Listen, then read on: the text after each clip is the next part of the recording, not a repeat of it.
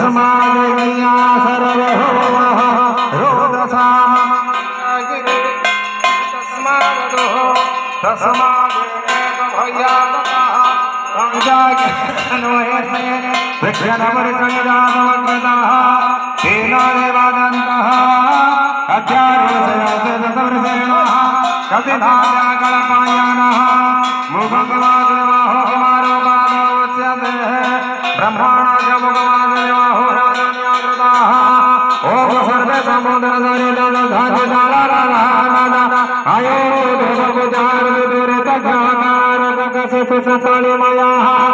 जन्तदुद्धामभो पुरुषाणि राम सगुपनदमता सरसदधान्य तानि कुम्भेश्वरि सुन्दरः शासनामसुधारुरसररागे पतमा हस्तप्रसिद्रभा आगच्छन्तु शरदेष्टा गङ्गापापत्रनस्मि नीलकर्णसस्यामा पद्महस्तायुहेज्यनाः ॐ नमः भुवस्वः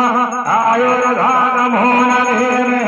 कुर्मजामिति दशतप्रतिसरस्वति पुण्या पयो श्रीभूतो तथा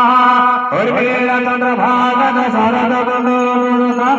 जम्बुकटकटसता क्रोधासु प्रभातथा तपाभ्याचन्तसच नर्मदससन पुनः गोदावरी महामते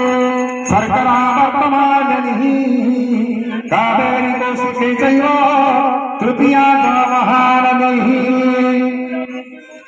ओ बाबा कावेरी कौशिकी चैव तृतीया च महानदीः